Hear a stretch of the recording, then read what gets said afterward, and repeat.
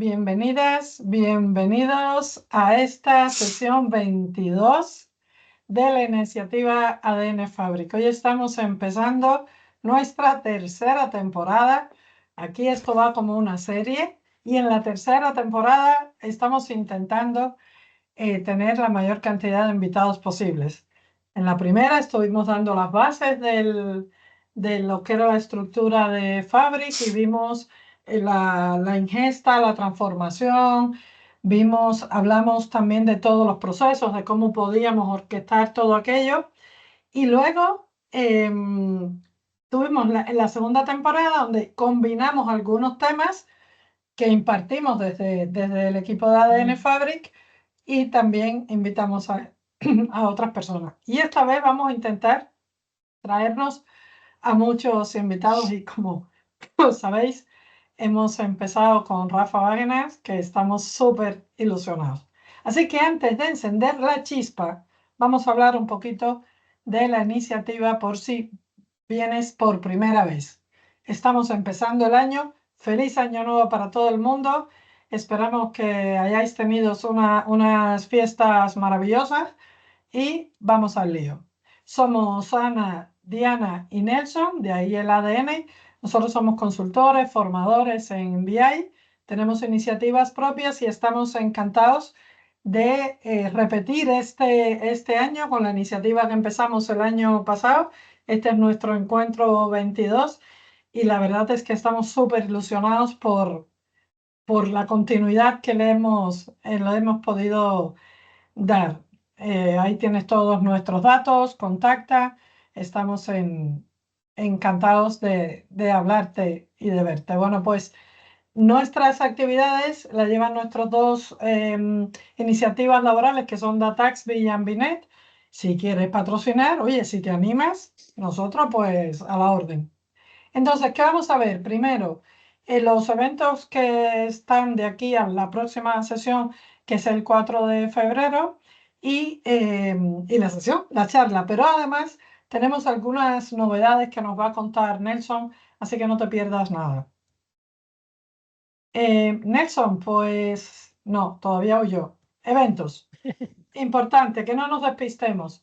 Este año, que ya estamos en 2026, este año, a finales de septiembre, inicios de octubre, tenemos la suerte, el privilegio de que la FabConf sea, la europea, sea en Barcelona. Y vamos a estar hablando en español por los pasillos y se nos va a escuchar el ruido. Mantente al día, fíjate en las opciones, los descuentos y todo lo que se va anunciando para que no dejes de pasar pero, esta oportunidad.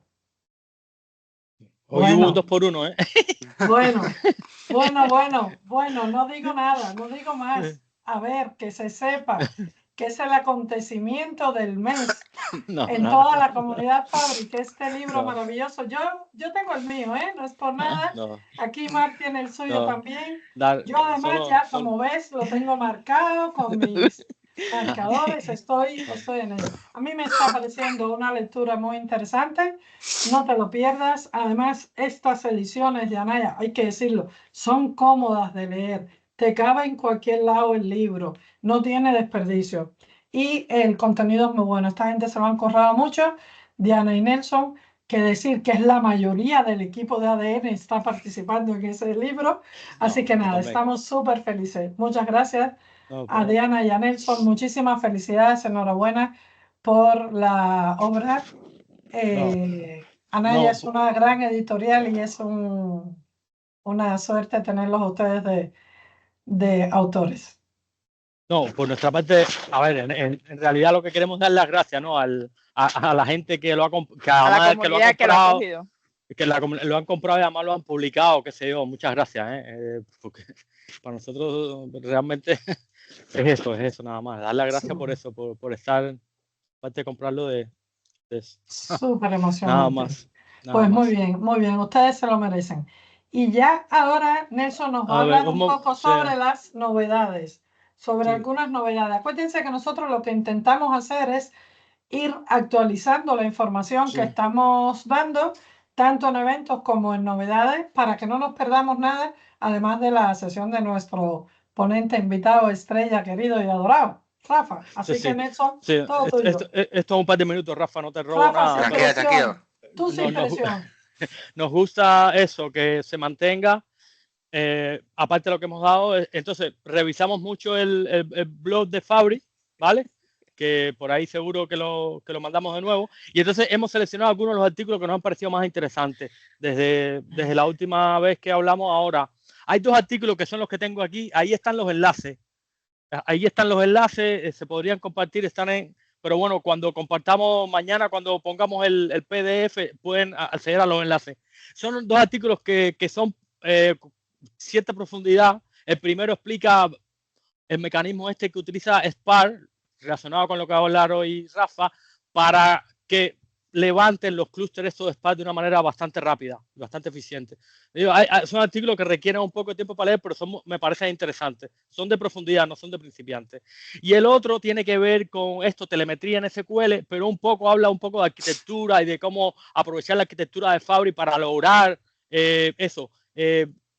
analizar un conjunto de datos grande en tiempo real o casi real. Me parecen 2 artículos que con tiempo para leérselo, para un poco coger más tamaño de bola en general de la plataforma, ¿vale? Y entonces, bueno, quería señalar un par de artículos más, ya más precisos. Uno de una cosa que no conocía. Hoy cuando me puse a repasar, está en los flujos de datos en 2. Ahora, cuando uno abre Add Columns, en las transformaciones, añadir una nueva columna, tenemos una nueva transformación, que es con un prompt de estos que les pasamos a los LLM. Miren, uno pone aquí el nombre de la columna y aquí entonces pone el prompt. Aquí puede seleccionar qué tabla va a utilizar como contexto para ese prompt. Y bueno, ya sabemos ya él está creativo ahí con el Power Query M. ¿Vale? Pero está interesante, me enteré hoy y salió desde hace, creo que salió a finales de diciembre. Y lo último, hemos hablado aquí también de tiempo real. Esto, el event stream, recuerden que es donde se pone todo el flujo esto en tiempo real. En el event stream hasta ahora las transformaciones que hacíamos ahí las hacíamos con clic visualmente. Bueno, han añadido, ya eso estaba hace un ratito, pero bueno, estaba más oficial, un cuadrito para hacerlo con código SQL. ¿Vale? O sea, las transformaciones estas que se hacen cuando los datos vienen fluyendo en ese momento desde el origen, ahora hay la posibilidad también de utilizar SQL para hacer eso. No solo los cuadritos estos que tenemos acá, sino a través bueno, y me parece también interesante porque una vez más el SQL, la importancia, está en todos lados. Está en todos lados, ¿vale? Repito, los links de eso están en la referencia, los pasaremos por aquí ahora en el chat. Era eso nada más, ¿no? Era eso las novedades un poco para lo que más me había llamado la atención, ¿vale? Y bueno, ya, solamente decir antes que llegue Rafa, que tenemos otro próximo invitado a la próxima sesión. Nosotros estamos de vacaciones. Pero bueno, si tenemos la oportunidad de estos invitados, vaya, me parece que... Edgar Cote, no sé si el que tenga la oportunidad de conocerlo es brillante, ¿vale? Es del CAD de Fabri de Microsoft. Ajá. Especialista en RTI en tiempo real y nos habla de Fabri IQ. ¿Vale? Nos va a hablar de Fabri IQ, eso es el 4 de febrero, la próxima charla. Correcto. Y bueno, ahora señores, redoble de tambores, los dejamos con el gran Rafa. Todo tuyo. Tanto Edgar como Rafa a la primera dijeron que sí. Tenemos mucha suerte, muchísima gente alrededor de nosotros que están. Rafa, si quieres ver comentando, hay mucha gente alrededor de nosotros que de verdad van a participar en nuestras sesiones. Ya tuvimos 3 invitados el año pasado que fueron espectaculares y están con una generosidad y unas ganas de compartir el conocimiento que es maravilloso. Así que, bueno, esto parece que está que arde, que va a encender una chispa. No sé yo qué va a pasar aquí. Venga, Rafa, todo tuyo. Vale. Bueno, pues gracias lo primero por ofrecerme el espacio y por tenerme como invitado. Para mí es de verdad un privilegio. Estoy nervioso y todo, no se me pasará conforme empiece a hablar. No prometo no enrollarme, lo voy a intentar, ¿vale? Y un poco la idea es hablar un poco de la experiencia de Data Engineering, pero centrada principalmente en lo que sería desarrollo con Spark, ¿de acuerdo? Que es un poquito el motor que lleva por debajo. Obviamente no todo Spark no sirve para todo, ni si vale para todos los casos de uso. Siempre me gusta decir que cada escenario tiene su herramienta. Tenía ahí un jefe que decía que no por tener un martillo son todos clavos, ¿no? Siempre, creo que a la que me refiero, Ana, que te veo que te ríes, Ana, Alberto, y digamos es un poco una premisa que me marcó mucho, ¿no? Porque siempre, la cámara en este caso yo, intentar resolver, sabiendo de lo que tiras, pero a veces hay otras herramientas, ¿no? No todo se tiene que resolver de la misma manera. Entonces, bueno, lo dicho, gracias a Diana Nelson, he tenido que practicar para hacer ADN, ¿de acuerdo? A ver si me fallaba. Y por el ratito y al resto de los que estáis, las que estáis aquí compartiendo con nosotros, ¿vale? Entonces, ¿esto funcionará o me está troleando? Pues me está troleando. Bueno, pues no pasa nada. Vale, bueno, yo soy Rafael Wagner Girvés. Rafa, por favor. Llevo un tiempecillo ya, pues esto, una montaña rusa de amar y odiar los datos, ¿no? Eso que te compila o que sacas la métrica y dices que bueno soy, lo tengo todo dominado y al día siguiente te das contra la pared y dices, como me he engañado, ¿no? Un poco eso que dices, para nada lo tengo dominado y me gusta mucho pues aprender, compartir, tratar de llevar las cosas un poquito al límite y forzarlas y a veces ver, pues decían que no se podía y se puede, quizá no de la mejor forma o a veces rompe, ¿no? Y sobre todo pues el espíritu este que tenemos en la comunidad y el poder poner en práctica cosas, aprender, compartir conocimiento, compartir experiencias y sobre todo muchas risas, ¿no? Aparte de el tema de los datos, pues soy bastante fan de videojuegos, cómics y memes por igual. No se ve, giraría, bueno, espera, lo voy a hacer, venga, va, en vivo, para que lo veáis, siempre lo digo, pero para que haya una prueba fidedigna, no sé cuánto se verá, ¿vale? Pero esta es... Quita el... espera, que tengo el... Espérate, voy. Siempre lo digo y... Espérate, a ver que me aclare cómo quito esto. A ver, mira, siempre digo, no, tengo los funcos tal y demás, y de hecho, bueno, está un poco desastrado porque tengo cosas por ahí, ¿vale? Pero la estantería está llena, quiero decir, a esto para que cuando, por lo menos ya hay gente que cuando diga que me pasan los funcos y los colecciono, ya no me caben más en la estantería, ¿de acuerdo? He rellenado ya la última balda. Que se vea que es cierto, ¿vale? Y nada, luego... Es pasión. Sí, la verdad que sí. Pasión y no sé qué haré cuando me mueve dónde lo meteré, pero bueno, a Ana ya la tengo convencida, así que no hay problema. Bueno, dime. Has dado dos primicias aquí, ¿eh? Sí, bueno, está bien que lo rompo. Funcos aparte, pues hace también un poquito más de un mes tuve el privilegio de que me concedieran el MVP en Fabric y nada, pues me uno al gran elenco de profesionales que tienen esa designación, muchos de los cuales están hoy aquí entre nosotros y de los cuales aprendo mucho y nada, pues esto es un poquito, a ver si las funciones, tampoco, bueno, sobre mí, ¿vale? Uy, perdón, tengo aquí el QR, de acuerdo, tenéis mi página de Medium, mi repositorio de GitHub, donde voy tratando de publicar artículos de cuando en cuando y poniendo a manos al alcance de la comunidad ciertos recursos que creo que pueden ser interesantes, ¿de acuerdo? Cualquier cosilla, cualquier duda, pues no dudéis en contactarme. Vale, ahora sobre la sesión en la que espero acordarme de todo, ¿de acuerdo? Principalmente voy a ser teórico, ¿vale? Espero no aburrir demasiado, pero dándole un poquito vueltas la estructuré en 4 apartados, ¿vale? Introducir un poco el topic o el asunto de parte de lo que da nombre a la sesión, que es la ingeniería del dato, o la engineering.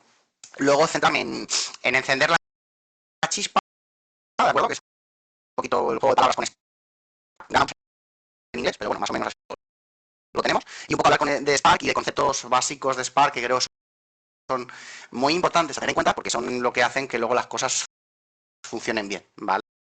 De hecho, no solo lo digo a nivel teórico, sino son cuestiones que yo en un principio desconocía, que luego me he dado cuenta y que me ha servido pues, para hacer las cosas mejor, ¿no? Que es un poquito de lo que se trata también.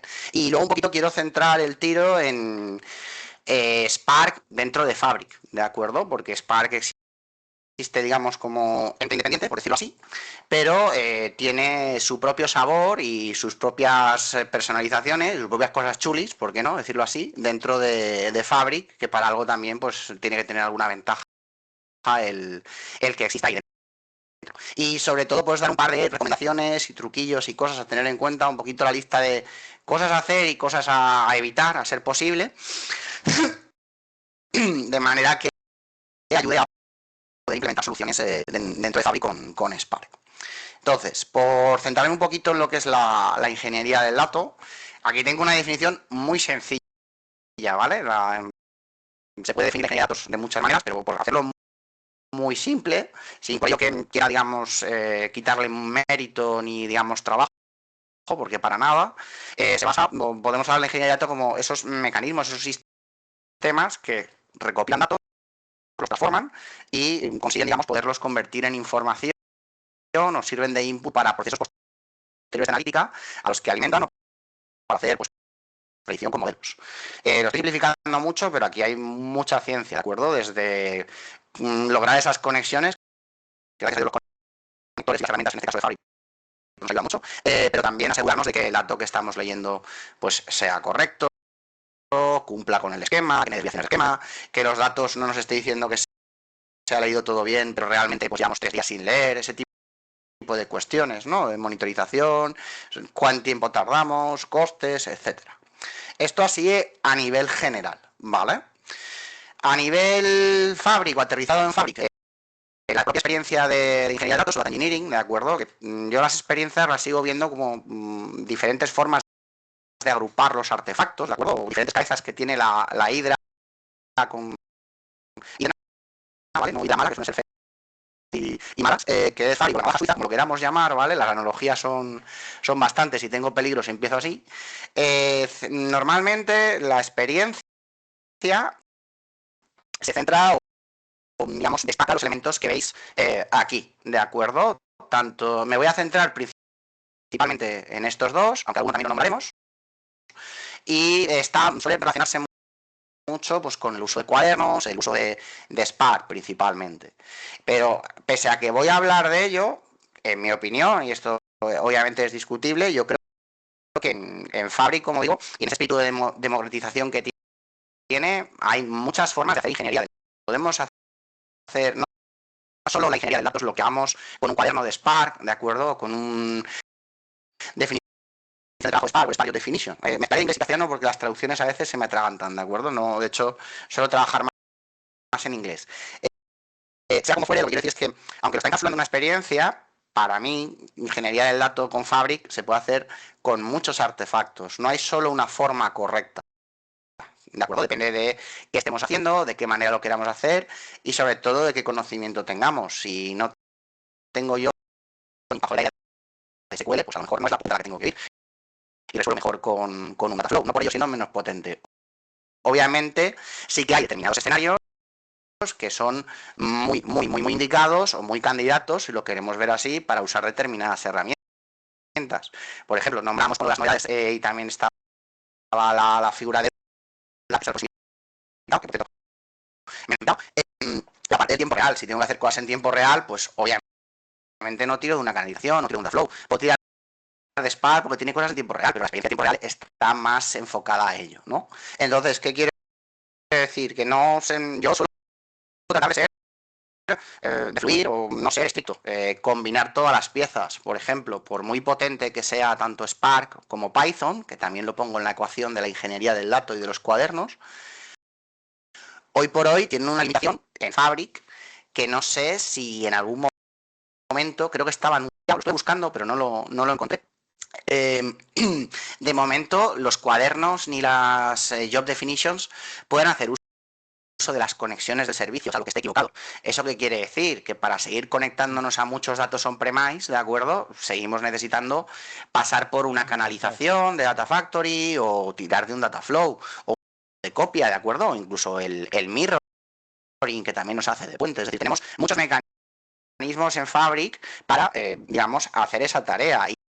Y no por ello estamos únicamente limitados a uno. Aprovechemos esa versatilidad. Pongo otro ejemplo. Hablaré yo también ahora, si me acuerdo y no me olvido.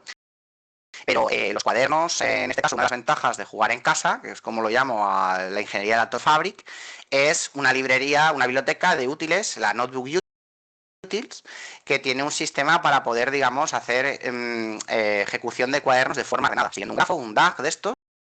Nunca me acuerdo de las... Es Directed Graph, la traducción no me la preguntéis porque no me la sé, pero digamos que es un grafo que define en qué orden debo ejecutar los cuadernos y puedo poner incluso también precedencia entre ellos. Es muy útil tanto para poder hacer una ejecución ordenada como para poder maximizar la eficiencia de uso de recursos, pero solo se mueve a nivel de cuaderno. A mí, por ejemplo, soy más partidario, y esto también hay que evaluarlo dependiendo del caso, de orquestar las piezas de mi solución en una calibración de Data Factory. Por eso digo que mezclar está bien.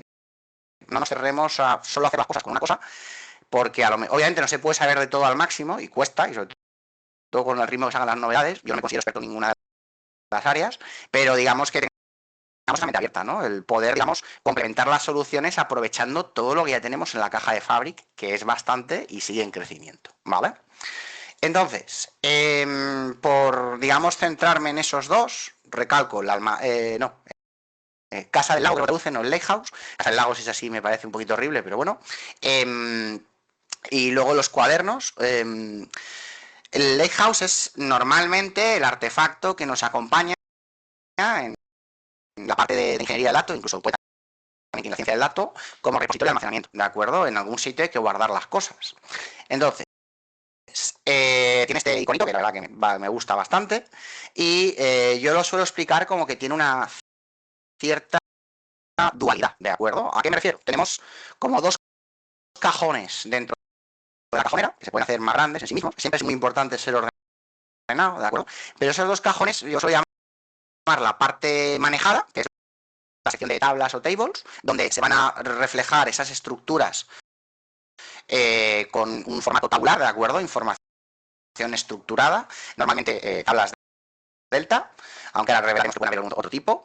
Y luego tenemos la parte de los ficheros, los files, que digamos, va a sonar feo, pero se lo come todo, ¿de acuerdo? Pues aquí solo un par de extensiones, podrían haber más, pero esto guarda todo tipo de ficheros, ¿de acuerdo? Ya sea con información estructurada, semiestructurada, como puede ser un JSON, o no estructurada, audio, vídeo, o yo qué sé, las fotos de mi comunión. En ese sentido, es importante ser ordenados, ¿de acuerdo?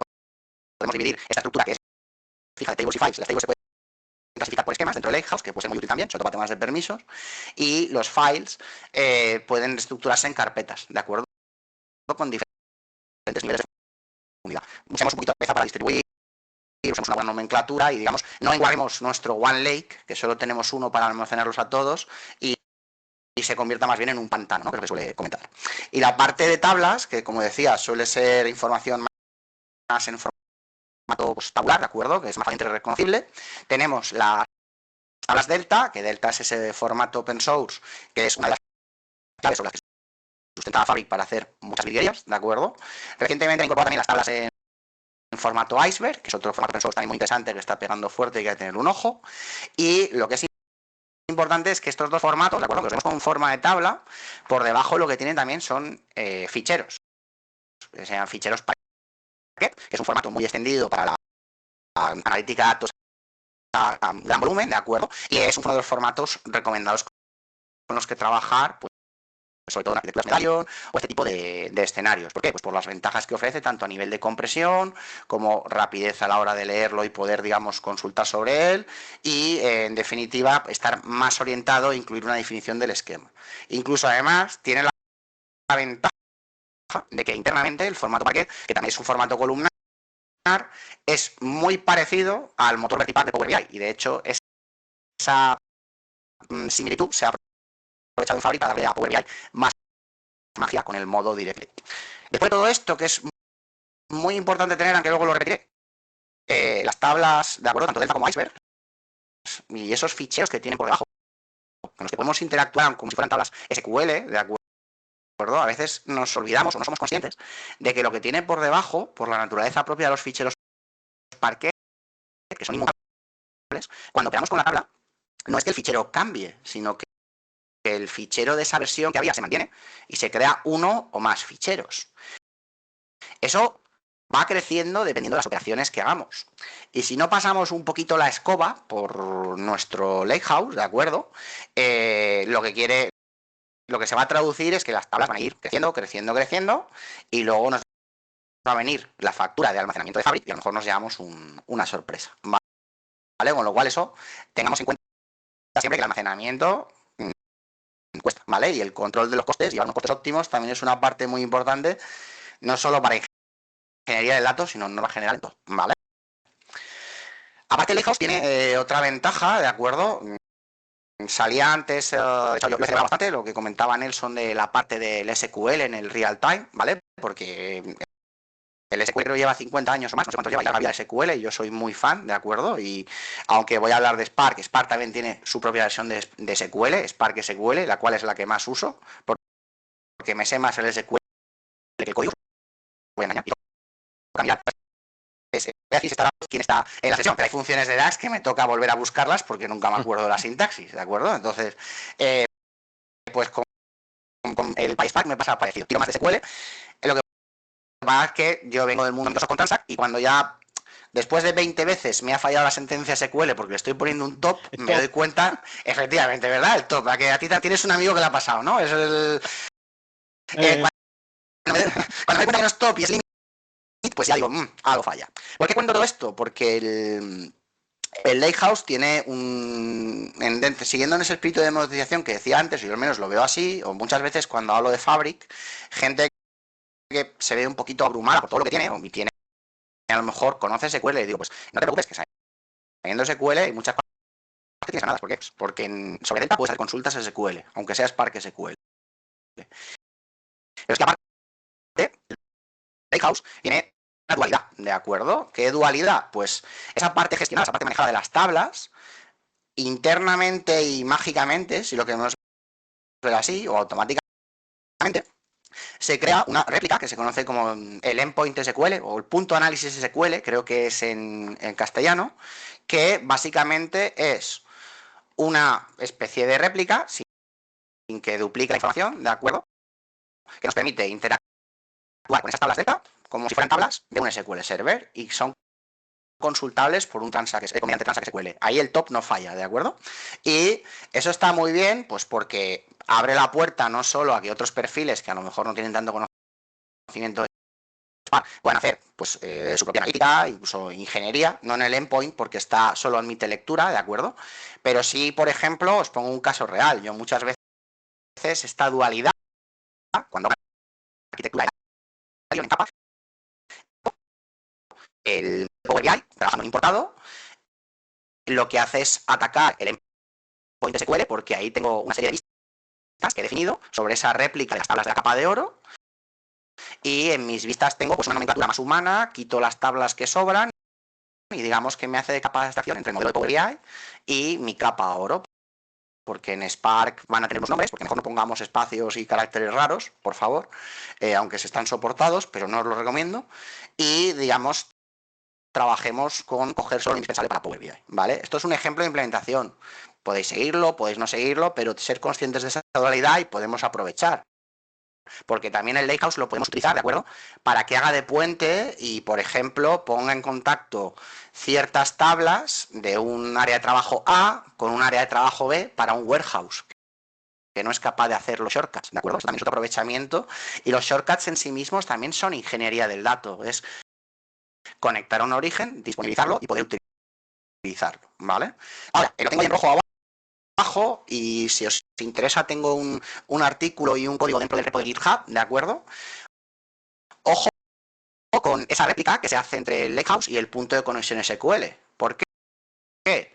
Porque a veces se atasca, vamos a decirlo así, ¿vale? Sí que es cierto que metieron una mejora hace unos meses, creo, y mejoraron los tiempos de sincronización, pero puede pasaros que a veces cuando atacáis el endpoint SQL, la información de esa réplica no esté del todo actualizada, no apunte la última versión de la tabla delta. Con lo cual a lo mejor estáis consultando datos que están desactualizados y justo dices, ostras, no puede ser, yo ejecuto mi proceso, ¿por qué me sigue dando aquí 25 si tendría que ser 26? Y es simplemente un tema de sincronización, ¿vale? Tengamos en el radar para evitar posibles problemas. O tengo otro amigo que muchas veces ha estado depurando, hasta que no entiendo, hasta que se ha dado cuenta que era un tema de sincronización. Y el dato estaba bien, pero no lo sacaba. Y a veces incluso pasa con el explorador del propio Lakehouse. Sale el dato más actualizado si lo consultamos con un cuaderno, ¿vale? Entonces, un lado era dónde almacenamos el dato, el otro es cómo consultamos, cómo podemos trabajar con ese dato y hacer la ingeniería o las acciones que necesitemos, ¿de acuerdo? Tenemos dos artefactos. Hay uno que creo que está bastante más extendido, el otro está ahí, existe, tiene su escaso de uso. Yo particularmente no lo he utilizado todavía, pero puede ser interesante conocerlo, pero es mucho más user-friendly, yo creo que la figura del cuaderno, bloque de notas o notebook, ¿vale? Que están todas las traducciones dentro del servicio. Los cuadernos los tenemos disponibles, el artefacto se denomina cuaderno, ¿de acuerdo? Pero es bastante versátil. ¿Por qué? Todos tienen en común que el enfoque es principalmente pro-code, es decir, toca picar, aunque hay una herramienta que si a tiempo señalaré para facilitar, pues, por ejemplo, si venimos más de Power Query, o puede facilitar una herramienta a través de la interfaz, que puede ser útil para dar los primeros pasos y para tratar de entender qué hace el código, pero digamos que los tres cuadernos que hay por ahora, o las tres versiones del propio artefacto, estarían los cuadernos de Spark, que serán los que principalmente me voy a centrar, los cuadernos de Python, que también los hablaremos un poquito de ellos, y bienvenidos sean cuando llegaron, y luego tenemos los cuadernos de Transact SQL, que nos permiten hacer consultas SQL sobre Warehouse y sobre Endpoint SQL. Esto los voy a dejar un poquito al margen, porque no son tan completos y tienen tantas cosillas disponibles como los dos anteriores, pero también entran en la ecuación, ¿de acuerdo? Los tres tienen la misma interfaz, los tres tienen ese enfoque mayormente de pro-code, de tengo que picar, y los tres, pues, bueno, principalmente los dos primeros, Spark y Python, por la naturaleza que tiene, permiten personalizarlos y llevarlos a unos niveles que quizá en las otras áreas de Fabric o los otros artefactos no podemos llegar, ¿vale? Porque principalmente son lenguajes de programación que podemos extender tanto de modo propio como hacer uso de muchas bibliotecas que tenemos disponibles para incorporar una funcionalidad a nuestros procesos que pues los hagan más robustos, otorgue funcionalidades adicionales o que en definitiva pues pueda enriquecerlos aún más. Además de ello, tanto para la parte de Spark como la de Python, lo he señalado antes, ¿de acuerdo? Hay muchas ventajas de jugar en casa, es decir, Fabric ha cogido, estoy spoileando un poquito de pero bueno, igual. Fabric se basa en el Spark Open Source, el Spark Vanilla, ¿de acuerdo? Que podemos instalarnos, aunque creo que instalarlo es un Cristo, no lo he probado, pero es complicado, ¿de acuerdo? Nos lo podemos instalar en nuestra máquina, es código abierto, pero ha cogido ese motor de open source, hay muchas cosas que se basan también en open source, como el Talend, y lo ha, digamos, añadido ciertas cuestiones y ha facilitado otras, como es ese espíritu de servicio SaaS, que, digamos, ya lo tenemos todo directamente de la caja y no nos tenemos que preocupar por instalar ni montar cosas, ¿vale? Pues en ese paquete, a mí me gustaría destacar en concreto, aunque hablaré luego de más cosillas, dos librerías o dos útiles que encuentro maravillosos. El primero es el de Semantic Link, ¿de acuerdo? La biblioteca que nos permite hacer auténticas virguerías de cara no solo a poder consultar incluso modelos semánticos con DAX a través de un cuaderno, sino tener información pues, de auditoría, podemos sacar, aplicar el Best Practice Analyzer, podemos sacar también el Vertipack Analyzer con los tamaños de las columnas y detectar que hay que purgar. Tiene también además por encima los Semantic Link Labs, perdón, que mantiene Michael Kowalski y su equipo, que también hacen incluso mayores virguerías a la hora pues, de poder automatizar procesos y darnos funciones que nos facilitan la vida para que no las tengamos que picar nosotros. Es decir, se pueden hacer auténticas virguerías y cada vez más porque lo van actualizando. Yo creo que es algo que si trabajáis con, ya sea con Spark o con Python, tenéis que tener en el radar. Y es una librería que solo se puede usar desde dentro de Fabric, por lo menos hoy por hoy. Y luego la parte de Notebook Utils, ¿de acuerdo? Que es una biblioteca de útiles, algunos de los cuales podemos acceder a pequeños fragmentos de código dentro de los cuadernos que nos simplifican mucho la vida en algunos aspectos, ahora por ejemplo de copiar ficheros, con un modo muy rápido, mover ficheros, montar puntos de montaje a un determinado layout, establecer conexiones, o lo que os decía a la hora de orquestar ejecuciones con métodos como el run notebook o el run múltiple, ¿vale? Para hacer esa ejecución orquestada. Entonces, esas dos vertientes, esos dos artefactos que tenemos en el mundo de Spark, ¿de acuerdo? En Python y en TransSQL, perdón.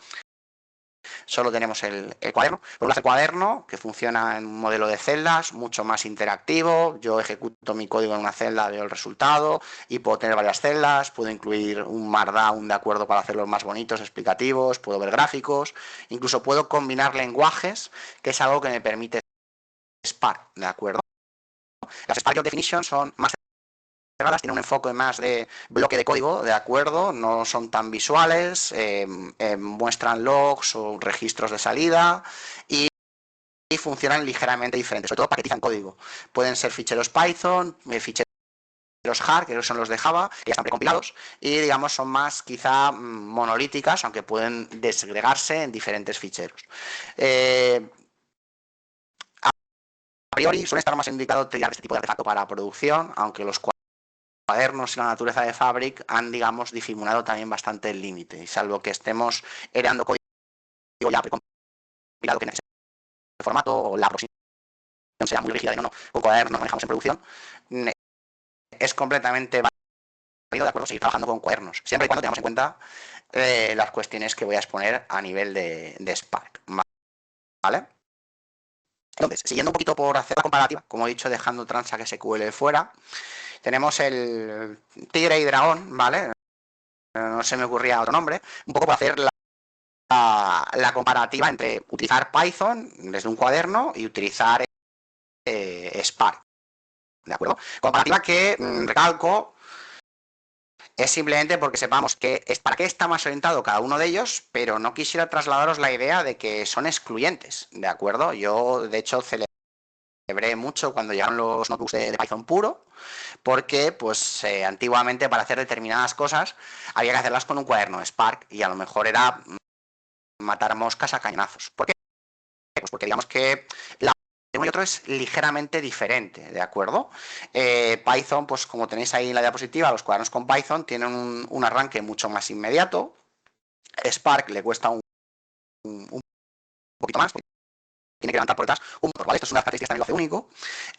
Sí que es cierto que luego lo comentaré y ha salido también en el artículo de las novedades que decía Nelson, que Fabric nos pone a nuestra disposición una serie de grupos de recursos o pools especiales que están pensados para levantarse muy rápido, que digamos que la ejecución de Spark empiece lo antes posible, pero digamos que Python no tiene esa desventaja, si lo queremos ver así, de tener que esperar a que la máquina se caliente para empezar a ejecutarse. Bueno, a veces sí se atasca el contenedor de Python cuando lo ejecuta, pero digamos que por norma general el arranque sería más rápido, ¿vale?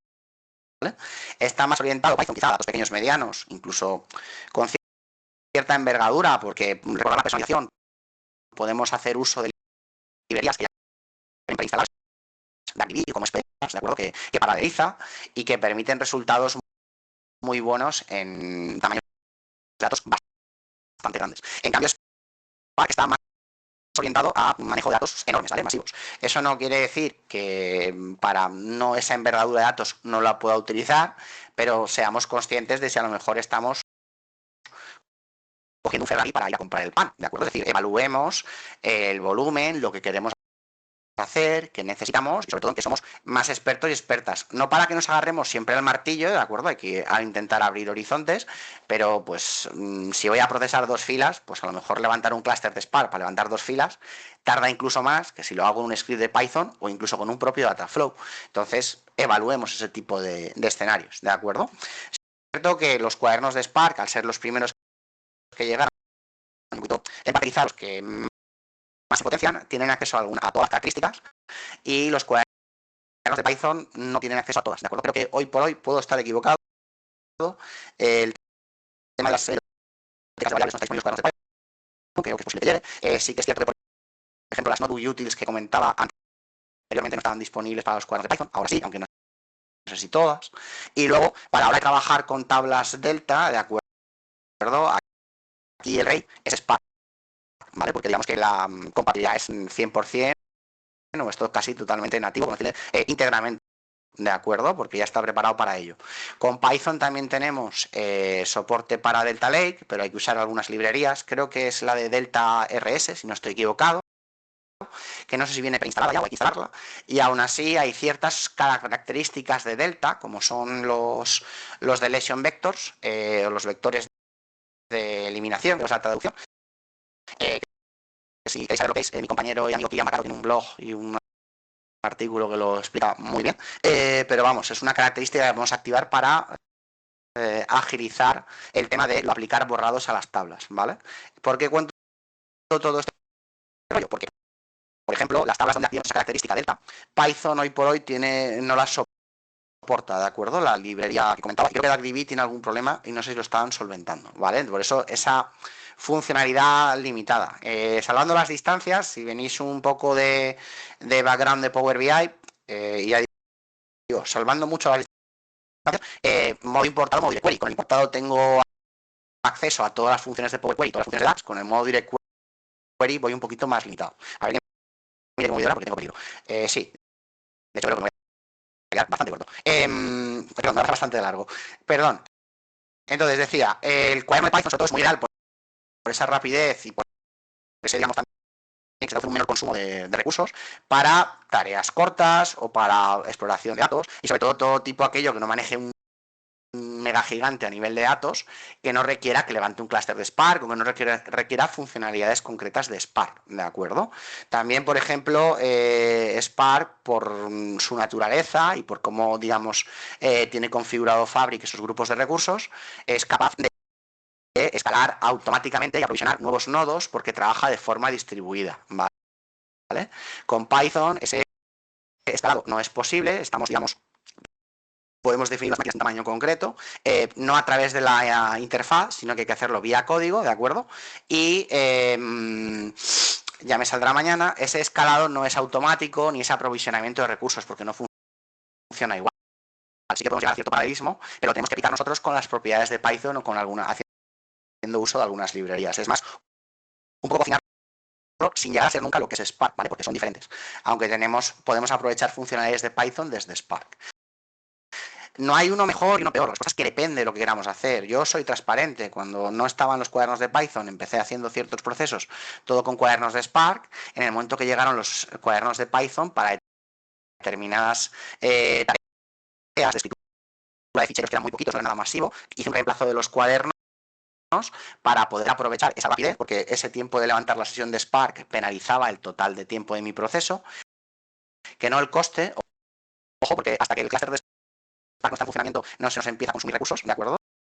Eso es importante también señalarlo, así como que si lo dejamos activo sin hacer nada, también se nos va a consumir recursos tontamente, ojo con eso. Era mucho más adecuado, mucho más eficiente a nivel de consumo de recursos hacer un con cuaderno de Python, con lo cual tener los dos en el radar y utilizar uno u otro o ambos, ¿vale? No son excluyentes. Vale, paso a la parte de la chispa y acelero un poquito tampoco sin pasarme de frenada. ¿Qué es Spark? Lo he nombrado, Apache Spark, que se me ha llenado un poquito la boca con ello, por si no lo conocemos, ¿de acuerdo? Por definirlo y por presentarlo un poquito. Pues pensar en creo que es el estándar, si no el motor más extendido hoy por hoy dentro del mercado para la analítica de Big Data, ¿de acuerdo? Escogiendo la definición tal cual, un motor de análisis unificado diseñado para procesamiento de datos masivo, ¿vale? A gran escala. Ese procesamiento se realiza en memoria, es una evolución del antiguo HDFS, creo que era a nivel de disco, y con lo cual le ganó en velocidad. Y parte de su magia o de su secreto es dividir esos procesos, esos datos gigantescos en diferentes trozos y procesarlos en paralelo mediante un sistema distribuido, ¿de acuerdo? Mediante diferentes máquinas, por decirlo así. He comentado antes que era open source, es decir, es gratuito, lo podemos coger, instalar. Ya digo que es una tarea un poquito titánica, yo no me he atrevido, aunque hay algún artículo que lo facilita, ¿de acuerdo? ¿Por qué le pongo el asterisco? Porque pese a ser open source, pues tenemos versión, no voy a decir propietarias, por ejemplo está Databricks, ¿de acuerdo? Que aunque muchas de las cosas que saca finalmente acaban llegando a la versión open source de Spark, hay cosas que se queda chula para él, cosa que entiendo, y que no libera, ¿de acuerdo? Y tiene ciertas personalizaciones. Igual que Fabric tiene las suyas, ¿de acuerdo? Y si algo lo caracteriza a Spark es que es muy todoterreno, permite trabajar en modo batch, es decir, por lotes, en tiempo real con streaming, y es políglota, ¿de acuerdo? Tiene APIs para diferentes lenguajes. Tiene para Python, que sería PySpark, tiene Spark SQL, su lenguaje nativo es Scala, creo que tiene algo con R y no me acuerdo si hay algo más, ¿vale? Es muy inmenso y digamos tiene un rango bastante amplio de características a configurar. Yo no sé en qué momento de la diapositiva, seguramente luego yo después digo, era aquí, pero me gustaría hacer la siguiente comparativa. Yo por lo menos lo veo así, ¿no? Y ya digo que como aficionado a los videojuegos que digo que soy, aparte que he resvelado los Funkos, por hacer la analogía. A mí me gusta jugar, ¿de acuerdo? Para jugar tienes dos opciones. Te compras una consola o te compras un ordenador. El ordenador te lo puedes customizar, te lo puedes hacer tú, eliges las piezas, ¿vale?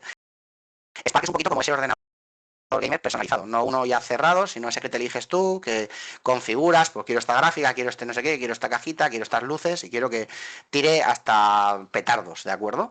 La consola es un sistema mucho más cerrado, sí que permite un poquito de personalización, pero no al mismo nivel. Pues Spark sería ese ejemplo, ¿de acuerdo? ¿Qué además lo hace tan adecuado para, digamos, esa rapidez que tiene y el poder merendarse a datos de grandes volúmenes, siempre lo configuremos correctamente y hagamos las cosas bien? Pues la manera en que trabajan los procesos, ¿de acuerdo? En la que trabaja Spark. ¿A qué me estoy refiriendo? Spark divide los procesos en diferentes trozos, lo que denomina particiones, y cada partición equivale a una tarea. ¿De acuerdo? Esa tarea se recoge por parte de una máquina conocida como ejecutor y le llega a través de lo que se conoce como un driver. ¿De acuerdo? Que sería el que reparte las cartas. El driver es como el capitán o el director de orquesta que le dice a los ejecutores, que puede haber uno o más, depende de la configuración que le demos a Spark, y lleva un control de las tareas y les va asignando y va llevando ese control, va repartiendo juego, ¿de acuerdo? Cada ejecutor asume una serie de tareas, los ejecutores tienen una serie de cores, ¿de acuerdo? Un core, una tarea sin realiza, si no tuneamos ni configuramos nada más, ¿vale? Así por defecto. Y de esa manera puede hacer, convirtiendo un proceso muy grande en muchas tareas pequeñas, es donde gana esa velocidad más la parte del procesamiento de memoria. Y esto de las particiones y el trabajo distribuido es muy importante tenerlo en mente por cómo trabaja Spark. Porque si las particiones no están balanceadas y tengo muchos datos en una de ellas y pocos en otra, vamos a tener máquinas así de brazos cruzados y otra trabajando como no hay mañana y no le vamos a sacar toda la efectividad, por poner un ejemplo.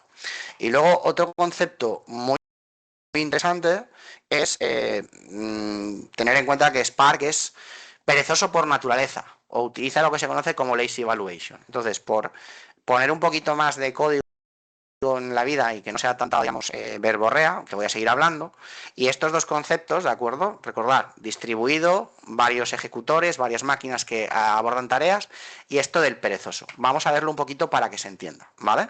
Aquí tengo 4 sentencias de Spark. La primera lee un fichero Parquet, ¿de acuerdo? Y me almacena en un data frame, que es la estructura tabular que utiliza Spark. Y a partir de ahí lo que hago es aplicarle transformaciones, en caso concreto 2, ¿de acuerdo? Filtro, como veis aquí, los datos para escoger los datos de España y luego me quedo con un par de columnas, ¿vale? Hago una select, que es el comando más o menos, lo reconoceremos. Estas 3 primeras, ¿de acuerdo? Es lo que se conoce como transformaciones, ¿de acuerdo? Son perezosas, ¿por qué? Porque hasta ese punto, ¿de acuerdo? En la línea 11 Spark todavía no ha empezado a trabajar, no ha hecho nada, simplemente yo estoy aplicando transformaciones y el pistoletazo de salida o ese detonante, como tengo ahí en los comentarios del código, es lo que veis en la línea 16, es la acción, ¿de acuerdo? Mira todo lo que anteriormente he dicho que haga y ejecuta la acción. Y esto es muy importante tenerlo en el radar. ¿Por qué? Porque si no entendemos esa evaluación perezosa y no entendemos ese tema de trabajo distribuido ¿Y qué ocurre cuando hacemos cosas de una manera o de otra? Es posible que por desconocimiento, y ya os digo que me ha pasado, a mí el primero, los transportadores de Spark sean ineficientes. ¿Por qué? Pues porque por muy buena que esté la pizza, ¿vale? Y el secreto esté en la masa, como el de Telepizza, si la pizza está demasiado caliente, nos pasamos de frenada, podemos quemarnos la lengua, cosa que también me ha pasado alguna vez. ¿A qué me refiero? Pues un error que podemos caer.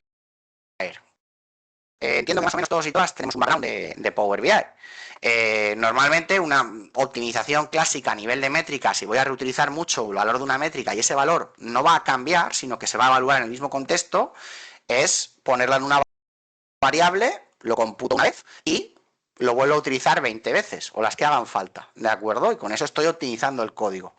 Pues bien, eso en Spark no es tan así y podemos caer en equívocos. Aquí si os fijáis, tengo de nuevo la acción vaga, la transformación, ¿vale? No la quiero llamar acción por no confundiros. Y debajo hago 3 acciones sobre el mismo dataframe. ¿Sabéis qué pasa en esta y en esta? Podríamos decir, bueno, tú lo has calculado aquí en la línea 2, pues lo has hecho esa operación y luego la reutilizas 3 veces. Y yo os diría, sí, pero cada acción, ¿de acuerdo? Va a recalcular esas acciones y va a recomputar el dataframe. No es que lo calcule una vez y yo lo utilizo todas las que quiera. Y eso es muy importante tenerlo en cuenta. Obviamente hay mecanismos para poder cachear ese dataframe y luego reutilizarlo sin esa recomputación. Pero si no somos conscientes de esto, es posible que hagamos 3 acciones o más sobre un dataframe pensando que simplemente nos lo está computando una vez y que nuestro código tarde un montón porque se ha hecho 20 veces. Entonces, entender la diferencia entre transformaciones y acciones y ser conscientes de cuántas veces lo vamos a tener que utilizar para emplear una estrategia que cache esa información o no, es muy importante. Y no solo eso. Imaginar que en lo que yo sé que he dicho que los parquets son inmutables, ¿vale? Pero imaginemos que fuera un fichero o una tabla que puede cambiar en lo que yo hago las acciones. Como ese valor se va a recomputar, la primera vez que yo hago una acción, a lo mejor me vale 25 la columna, pero es que en lo que llego a hacer la otra acción, alguien me lo ha cambiado y ahora vale 26 y ya no estoy teniendo los datos alineados, con lo cual hay que ser conscientes de esto, ¿vale? La otra parte es algo que a mí particularmente me recuerda al plegado de consultas de Power Query por hacer la analogía, ¿vale? Tenemos transformaciones, hay que no me va a salir la traducción, anchas y estrechas, ¿vale? ¿De acuerdo? Las narrow, que no sé si lo estoy traduciendo bien, las de arriba. ¿Os acordáis el modelo distribuido? Que los ejecutores trabajan con trocitos de esos datos y cada uno trabaja con lo suyo. Pues hay transformaciones que pueden resolverse a nivel local, a nivel de ejecutor, ¿vale? Que son las narrow. Pero hay otra serie de transformaciones, que son las anchas, las wide, que requieren que los ejecutores perdón, se intercambien información, lo que en Spark se conoce como un shuffle, y eso a nivel de rendimiento suele ser menos óptimo. Entonces, tenemos que ser conscientes de que esto puede pasar y tenemos que tratar de aprovechar como en el plegado. Hagamos todas las operaciones que sean posibles antes de la que hace el plegado, es decir, todas mis transformaciones narrow antes de la wide, ¿vale? De la ancha, para tratar de optimizar o minimizar ese movimiento de datos al mínimo posible. No sé si hasta aquí me sigue todo el mundo, si hay alguna pregunta o si tiro millas. Hay una pregunta. Sí. Ah, pues decirme porque el chat no veo. Bueno, espera, lo pongo si no. No, tienes una pregunta de Raúl. Raúl que te dice, con Spark en Fabric, ¿cómo hace el rebalanceo cuando se agregan nodos? ¿Esto lo hacen automático? Cuando Spark trabaja de acuerdo, ahí depende un poco de cómo tengas configurado, si recuerdas, Spark levanta un clúster, ¿vale? Necesitas un clúster para trabajar. Tú ese clúster lo configuras en Fabric, es una de las ventajas que tiene y justo es un poquito de lo que iba a hablar, ¿vale? ¿Qué ventaja tiene Spark en Fabric. Pues cuando si te instalases Spark en local, aparte que tendrías que tener una máquina bastante potente para, dependiendo de qué operaciones, tú le tienes que decir las configuraciones de la máquina y demás. Pero quitando todo esto, Fabric trae una serie de grupos de recursos predefinidos de la talla S a la talla XXL, cuanto más grande, más músculo, y ahí tú puedes jugar con la... ay, que no me sale en castellano. Está la asignación dinámica, ¿de acuerdo? Y el autoescalado, ¿vale? ¿Eso qué hace? Principalmente darle a tu clúster más músculo si Spark determina que así lo necesita. Habría que ver en tu caso concreto la query o el proceso en cuestión, el tamaño de los datos, pero por tratar de responder la pregunta, el que va a determinar si tienes configurado el autoescalado y la asignación dinámica, cosa que te recomiendo a nivel de clúster, es Spark si aprovisiona más nodos o no los aprovisiona. Trata de hacer un uso eficiente. Si para resolver tu transformación de forma más eficiente puede, digamos, a crear más tareas y repartirlas entre más ejecutores, lo va a hacer gracias a estas propiedades y lo que has configurado a nivel de Spark. Si por el contrario considera que con una máquina te lo puede resolver todo, no lo vas a poder escalar. Y no sería del todo incorrecto, salvo que a lo mejor te tarde muchísimo y se debe a porque las particiones que él hace no están balanceadas o porque a lo mejor estás haciendo un merge y tienes exceso de nulos en la columna de la clave, te lo digo porque me ha pasado, ¿de acuerdo? Entonces serían cuestiones a evaluar. Pero digamos que esa decisión de si te pongo más o menos máquinas, suele hacerla él y tomarla en base al proceso que quieras hacer, todo esto que te he contado de las transformaciones y el tamaño de tus datos. Aunque lo diré luego, no por forzarle a levantar 10 máquinas, te va a utilizar las 10, ¿de acuerdo? De hecho, salvo para algunos casos de uso muy concretos, y sobre todo hablamos de grandes procesamientos de datos, entrenamientos de modelos masivos de Machine Learning, que sí que te conviene tener las máquinas disponibles, levantar 10 clústeres para procesar 2 filas, poniéndote el ejemplo más tonto, que no creo que sea el caso, pero para que se entienda, es desperdiciar recursos. Tendrás las máquinas levantadas solo para tu proceso, sin que hagan nada, ¿de acuerdo? Entonces, tratemos de aplicar las prácticas que os iré diciendo ahora luego y sobre todo usar clústeres correctamente dimensionados, pero que puedan escalar y asignar dinámicamente, ¿vale? Porque ahí también está un poco el balance entre tener la potencia que tú necesitas y optimizar costes, ¿de acuerdo? No sé si con eso te he respondido, Raúl.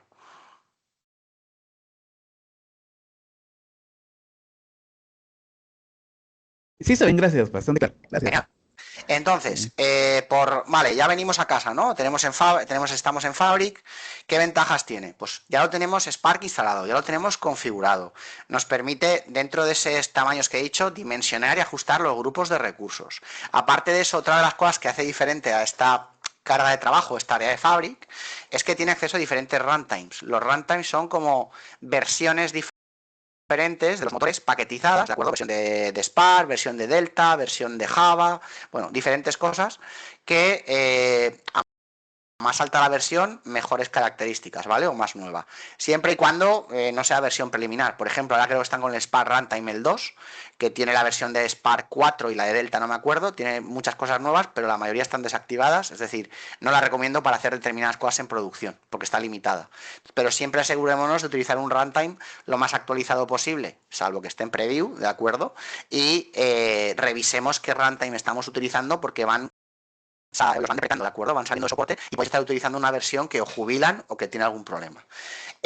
Aparte de esto, Spark, el Lakehouse, está completamente integrado con OneLake. Leer ficheros, acceder a rutas, está enormemente simplificado. Es fácil acceder al dato, seguridad aparte, y podemos aprovechar esa integración.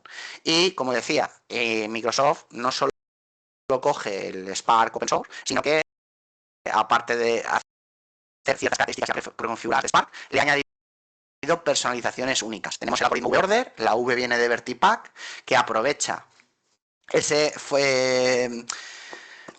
similitud entre los ficheros Parquet, ¿de acuerdo? Y el motor Vertipack para poder aprovechar y leer datos directamente de las tablas delta y sin necesidad de procesamiento como el modo importado y agilizando el tiempo de acceso al dato. Aparte de que las lecturas se ven beneficiadas. Es una cosa propietaria de Fabric, pero que no cierra la puerta que si yo escribo una tabla delta con VOrder puedan leerme otros motores, otras tecnologías como Databricks. Tenemos el Adaptive Target File Size, que salió hace poco, que nos simplifica mucho a la hora de escoger el tamaño de esos ficheros Parquet que tienen por debajo las tablas delta cuando se escriban, ¿de acuerdo? Utiliza una serie de algoritmos para determinar esos valores y simplificar enormemente la tarea.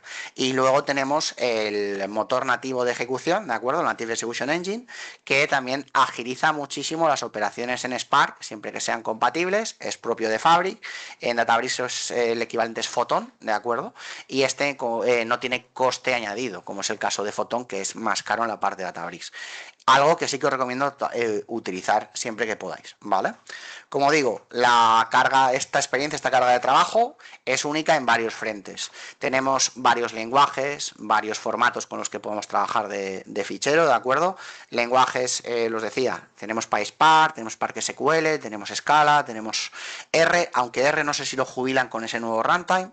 Y luego también tiene un nivel de aislamiento de costes y modo de facturación único. Hasta ahora en Fabric teníamos dos formas para los costes.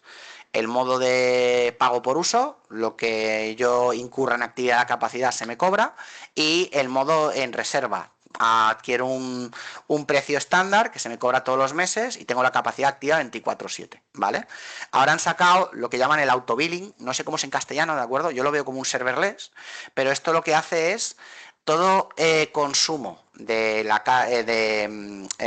motor de Spark, ¿de acuerdo? Se factura aparte y solo me pagan por lo que yo incurro en uso de Spark. Además no tiene throttling, ¿vale? No tenemos penalización. Y de esa forma yo abstraigo el consumo de mi capacidad de Spark del consumo de recursos de mi capacidad. Es decir, podría tener una capacidad bien por pago por uso o en modo de reserva para mis modelos semánticos, consultas analíticas y demás. Y todo el trabajo ETL de ingeniería que haga con Spark se me factura aparte solo por lo que uso. Y lo que uso no me consume recursos de la capacidad. Es un modo también muy interesante que abre puertas bastante útiles.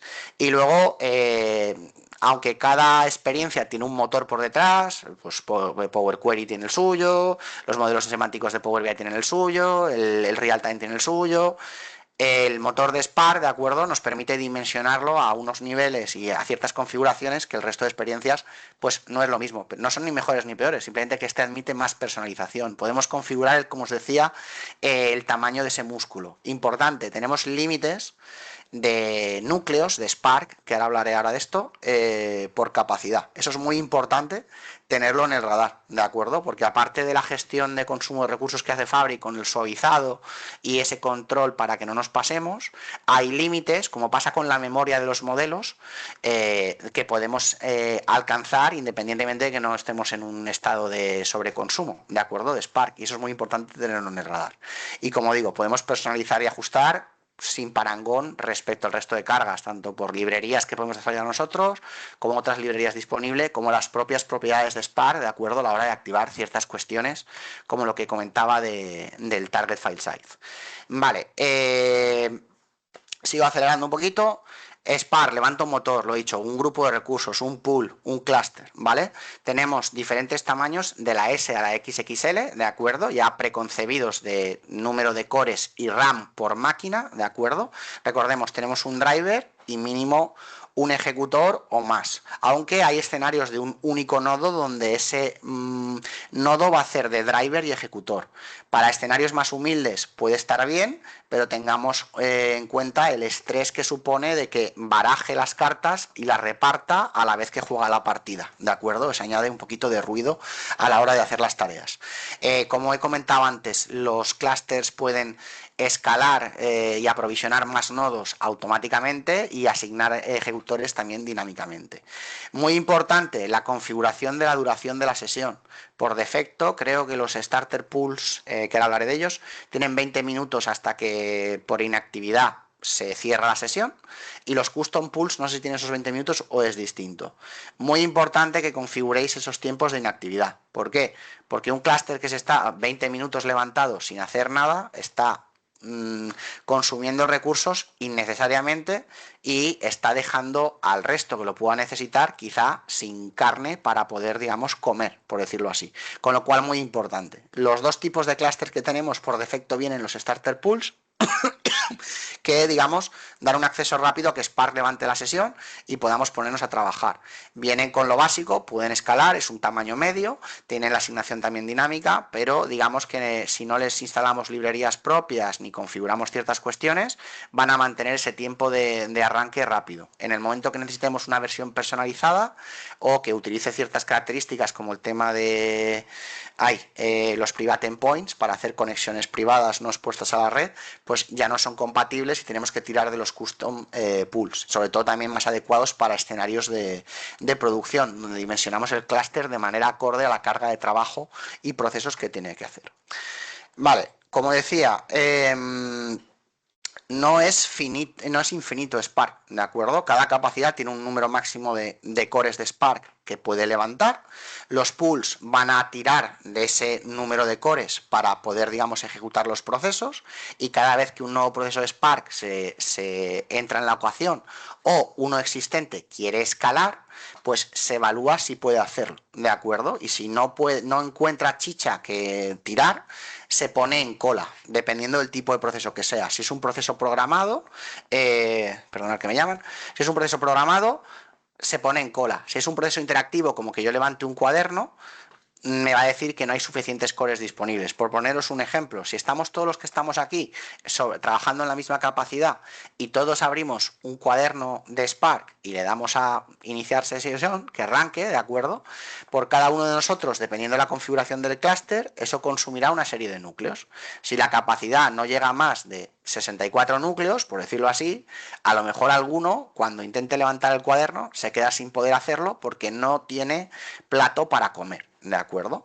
Es por eso que es muy indispensable que controlemos, como digo, el tema de la duración de las sesiones, dimensionemos correctamente los clústeres e incluso busquemos esa programación de procesos en unas horas que intentemos no solapar. Se pueden solapar y pueden ser concurrentes, ¿de acuerdo? Pero si tengo 20 procesos a la vez y mi capacidad es humilde, pues a lo mejor se van a encolar y van a tardar más en ejecutarse porque no todos encuentran cores disponibles para ellos. Es posible, gracias al bursting, usar más cores de los que tiene asignados una capacidad, ¿de acuerdo? Esto puede ser muy beneficioso tanto para que un trabajo use más cores de los que podría utilizar, como para tener mayor simultaneidad de trabajos, es decir, más café para todos. Y es una característica que se puede controlar. Ahora, yo recomiendo controlarla para evitar que un trabajo que sea una burrada se coma todos los recursos de la capacidad, y que tengamos muy bien controlado, porque podemos definir varios clústeres, como decía antes, qué clústeres pueden optar a esa característica y cuáles no, para evitar que algo se coma los platos de todos. Porque se entienda esto un poquito mejor, esa admisión de trabajos o esa cargas de trabajo Spark y ese uso y aprovisionamiento de cores, ¿de acuerdo? Sigue una aproximación optimista. ¿Eso qué quiere decir? Que por defecto, cuando el clúster solicita iniciar sesión y ejecutar una tarea, se reservan para él el mínimo de cores que necesita. Si veis en la imagen, pues la configuración es mínimo un nodo, máximo 8. Eso te reserva de entrada 8 cores. Cada uno de ellos coge simplemente de entrada el mínimo, y cuando necesiten escalar miran el número de cores disponibles, y si pueden escalar pueden optar a más cores, y si no se quedan como están. Si tenemos todo ocupado, los que llegan se ponen en cola hasta un máximo que ahora veremos por capacidad, y de esa forma, digamos, se quedan a la espera. Con lo cual, por eso es muy importante dimensionar correctamente cuánto pueden escalar los clústeres, si pueden hacer uso del bursting o no, y a qué horas programamos los procesos, sobre todo si no contamos con capacidades separadas por entornos. Si lo tenemos desarrollo, preproducción y producción, todo en la misma capacidad y es una capacidad humilde, pues buena suerte con que eso funcione y nadie se encuentre con que no puede levantar las cosas, ¿de acuerdo? por entenderlo un poquito mejor, las capacidades de Fabric, si cogéis el numerito de la capacidad de Fabric y lo multiplicáis por 2, tenéis el número de cores de Spark máximo de la capacidad, sin bursting, ¿de acuerdo? Si cogéis el numerito del core de Spark y lo multiplicáis por 3, salvo la F2 que multiplica por 5, ¿de acuerdo? Tenéis el máximo de cores de Spark a los que puede acceder la capacidad con bursting. Y finalmente el límite de la cola, es decir, los trabajos de Spark programados, no notebooks que yo levante y ejecute interactivamente, ¿de acuerdo? Que se pueden poner en cola, creo que la cola dura un total de 24 horas, y se ponen a la espera de que alguien les libere, digamos, el turno para poder pasar a ejecutarse, porque si no encuentran cores disponibles, no van a poder llevarse a cabo. Por si surge la pregunta, he incluido la capacidad trial, ¿de acuerdo? Que está en socorrida, y obviamente, como era de esperar, aunque es una equivalente a la F64, la trial no tiene ni bursting ni tiene límite de cola, ¿vale? Hay ciertas cosas que están limitadas. ¿Cómo voy de tiempo? ¿Qué me quedaría más o menos? Por saber.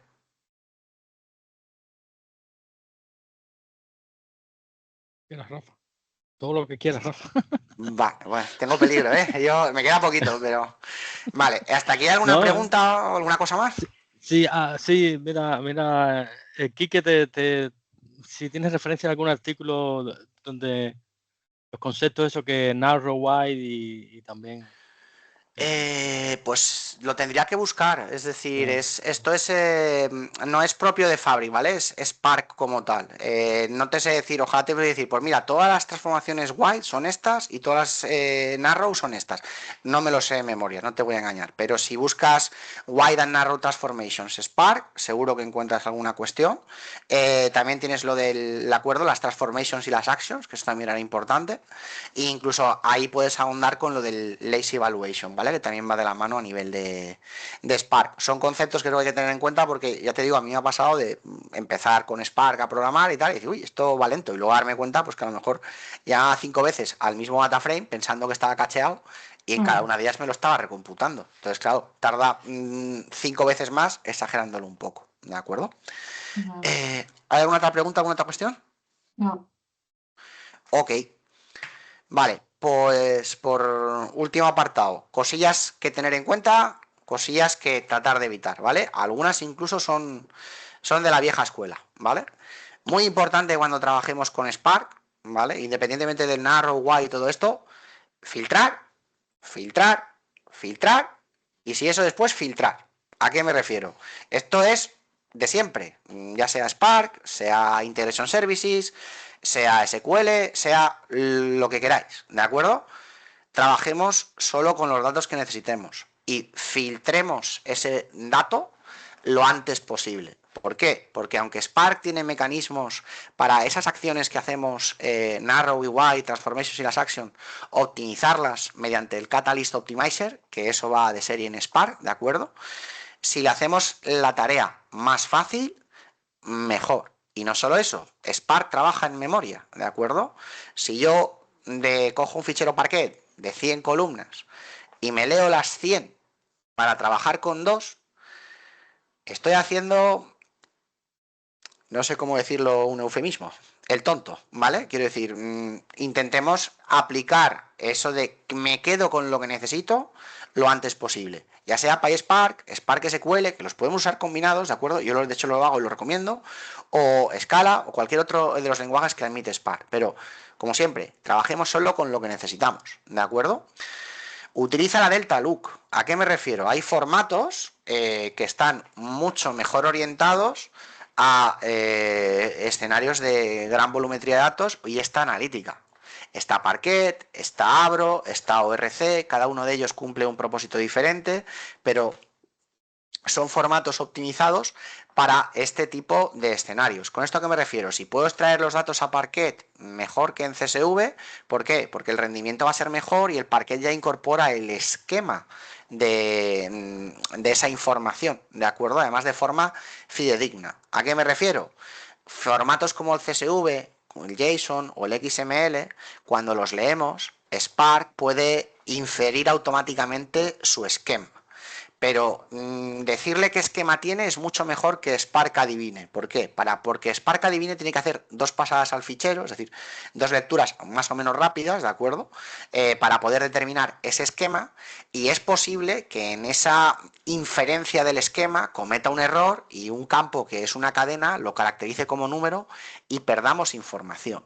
Y además con el añadido de que si especificamos el esquema tiene mejor rendimiento, pero es que aparte le podemos indicar cómo proceder cuando aplica ese esquema a las filas que está leyendo, si hay alguna errónea, si la ignora, si la redirige, creo que es, hay diferentes modos, ¿de acuerdo? Pero ese control no lo tenemos si le digo, ala, léeme este CSV y adivinas tú lo que hay, ¿vale? Si se lo que no siempre lo vamos a poder saber el esquema, pero si se lo definimos, le estamos ayudando enormemente y va a tener mejor rendimiento. El uso eficiente de recursos. No solo todo lo que hemos comentado ya del dimensionamiento, que me voy a poner muy pesado, el límite de la sesión, sino que aprovechemos también funcionalidades propias de Fabric. Jugamos en casa. ¿A qué me refiero? El modo de alta concurrencia. ¿Qué es esto? Recordar, Spark necesita levantar una sesión. Si yo tengo que levantar 20 trabajos de Spark, tengo que levantar 20 sesiones. A lo mejor así me fundo el número de cores que tengo disponible.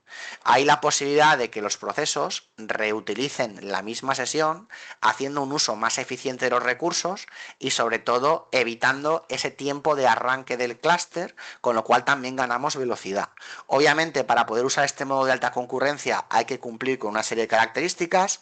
Solo pueden, digamos, optar a la misma sesión los procesos de un mismo usuario, es decir, si Nelson, que está trabajando con una sesión de Spark, y yo estoy trabajando con otra, no podríamos tener los dos la misma sesión, ¿de acuerdo? Eso ya estaríamos ahí incumpliendo. Otro, por ejemplo, es que los cuadernos pueden tener atacheados un lakehouse, ¿de acuerdo? Pues si yo quiero ejecutar procesos de Spark con una sesión de alta concurrencia, los dos tienen que tener el mismo lakehouse atacheado, o uno tiene que tener uno atacheado y el otro ninguno. Pero no puede tener esto el lakehouse A y el otro el B, ¿de acuerdo? Este modo de alta concurrencia lo podemos usar desde los propios cuadernos, pero también se puede usar desde las canalizaciones de Data Factory. Y es muy importante tenerlo en el radar por evitar, pues, un error que también nos puede pasar cuando desconocemos esto. De hecho, a mí me ha pasado en algún momento. Tienes una canalización de Data Factory, quieres invocar un cuaderno para procesar varias entidades. Haces un for each, invocas, pones la actividad del cuaderno dentro del for each, le pasas el listado de entidades y oye, tan pichi. ¿Qué está ocurriendo ahí? Por cada ejecución te levanta una sesión. En cambio, si tú configuras el modo de alta concurrencia dentro de la canalización, todos esos cuadernos que te está levantando, si todos están en el mismo lakehouse que deberían, van a poder reutilizar esa sesión, te levanta solo una, el uso de recursos es más eficiente y te ahorras esos tiempos de arranque. ¿De acuerdo? Y luego, otra cosa también muy importante. Dentro de ese tuning y esas propiedades de Spark, cojo la de VOrder, ¿de acuerdo? Que os decía, la de VOrder sobre todo está muy enfocada al modo Direct Lake, ¿de acuerdo? Normalmente el modo Direct Lake, si tenemos una arquitectura Medallion, lo hacemos sobre la capa oro, ¿de acuerdo? Como mandan los cánones. El algoritmo de VOrder, esa propiedad que por defecto está inactiva, ¿de acuerdo? En todos los workspace desde que lo cambiaron, me da esas ventajas de que la lectura para Power BI sea más rápida, pero me empobrece la escritura de mis tablas delta. Entonces, evaluemos. Si yo en bronce no voy a usar Direct Lake, no tiene sentido de que el beneficio no es mayor que el perjuicio. Entonces, dependiendo del proceso que vaya a hacer, y en este caso la capa, si estoy en una arquitectura medallón, desactivemos o activemos las propiedades que les podamos sacar el mayor rédito, ¿de acuerdo? Igual que tenemos cosas para hacer, tenemos cosas para evitar, perdón. ¿A qué me refiero? Pues un poco con el hilo de filtrar, aquí, que también hay SQL, el select asterisco, de acuerdo, aquí también en Spark sigue matando gatitos. ¿A qué me refiero? Hemos hablado antes de filtrar, pero aquí sería purgar las columnas, ¿de acuerdo? Intentemos reducir también la estructura, no solo en filas, sino también por columnas. No me lo cojo todo porque es gratis. Cojamos solo la información que necesitemos para favorecer el rendimiento. El tamaño en Spark sí importa, ¿vale? ¿A qué me refiero? A varios frentes. Os he dicho que Spark particiona. bueno, pues voy a hacer 20.000 particiones, ¿de acuerdo? Y así va a ir todo más rápido. Configuro la propiedad, le pongo 20.000 particiones y vale, pues yo te diría, pues a lo mejor consigues lo contrario. ¿Por qué? Porque 20.000 particiones y gestionar esas 20.000 particiones por parte del driver no es lo mismo que gestionar 200. A lo mejor estás haciendo 200.000 particiones de 2 megas de datos. Y eso al final va tan rápido que la gestión de cambiar de plato tan rápido lo estás aturullando más que beneficiándote, por poner un ejemplo. Luego, este que he nombrado del Adaptive Target File Size y los tamaños de los ficheros que se escriben, también es muy importante. ¿Por qué? Porque Spark tiene lo que se conoce como el Small File Problem, problema de los ficheros pequeños. Si los ficheros que escribimos tienen un tamaño muy pequeñito y son miles de miles que van creciendo, cuando Spark lee y procesa esos ficheros es más lento que el caballo del malo, ¿de acuerdo? Con lo cual el tamaño de los ficheros también es muy importante tenerlo en la ecuación. Así como lo que os decía antes, si voy acumulando versiones de mi tabla delta y no paso la escoba, lo que equivale a hacer un mantenimiento o pasar el comando vacuum, el almacenamiento va a crecer y me va a llegar una factura pues más o menos importante. Más no es necesariamente mejor. Recordar el ejemplo que os decía. Yo esto de que escale automáticamente no. Levántame 10 clústeres cada vez que se ejecute mi proceso prioritario. Vale. 10 ejecutores, perdón. Vale. Pero si no miro si está utilizando mi proceso esos 10 ejecutores, a lo mejor estoy inutilizando, ocupando cores innecesariamente y no por ello va a hacer que vaya más rápido, ¿vale? Con lo cual el dimensionamiento es muy clave y no por darle más máquina, más madera, necesariamente, sobre todo si no lo hemos configurado, no tenemos en cuenta el volumen de datos, el tamaño de los ficheros que está escribiendo o el tamaño de las particiones, porque las tablas se pueden particionar, pasa un poco parecido como cuando particionamos en Power BI, un modelo tabular. Si tú particionas por una clave que te va a dar unos valores en las particiones de un número de datos muy desbalanceado o muy ínfimo, a lo mejor es peor el remedio que la enfermedad, ¿de acuerdo? Y estás haciendo el tonto. De hecho, tengo un caso real donde, no sé si por error o no, se eligió como clave de particionamiento de una tabla un campo de timestamp. No os podéis imaginar por debajo de la tabla el show de ficheros que había por ahí debajo y lo lento que iba eso, principalmente por el problema de los ficheros pequeños. Y daba igual que le pusieras 500.000 máquinas, eso no tiraba. Las serpientes son traicioneras. Aparte de que yo les tengo fobia, ¿de acuerdo? Por mucho que me guste el Python, aquí os quiero levantar la mano con una cosa que también podemos caer en la trampa, ¿vale? Y yo el primero. ¿Sois muy duchos en Python? Tenemos PySpark. Oye, tengo que hacer no sé qué, la potencia de un número. Pues me pico una función en Python que esto se hace no sé qué y se lo aplico al dataframe de Spark, ¿vale? Eso tiene un problema. Cuando utilizáis funciones de Python nativas, Spark tiene que traducir fila a fila esa función porque no la entiende. No me acuerdo si es serializarla o deserializarla. El tema es que tarda un huevo para que nos entendamos.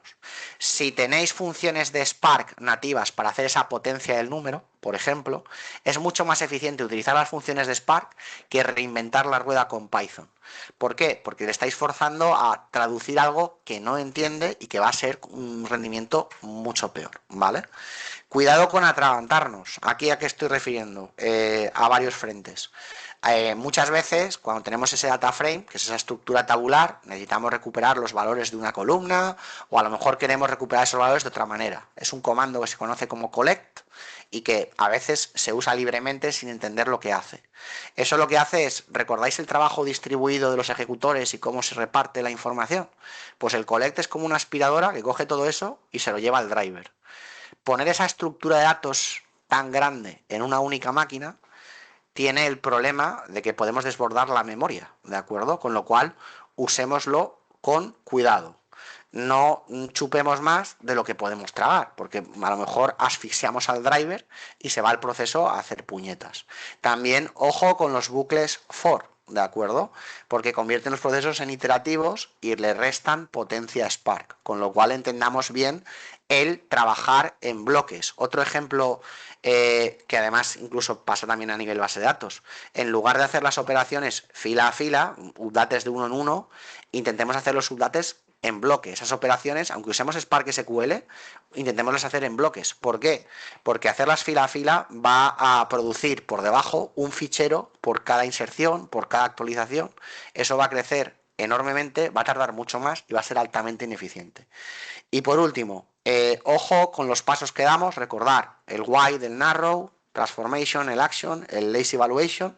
Y en cuanto a la huella, un error que también solemos cometer, y recalco yo el primero, en vez de implementar un login como tal, que hay herramientas de login para Spark, creo que es Log4j, creo que es, o incluso el propio login de Python, aunque ese no sería tan óptimo como el otro, utilizamos prints, ¿de acuerdo? Para ver esa información, porque también el cuaderno se presta a ello.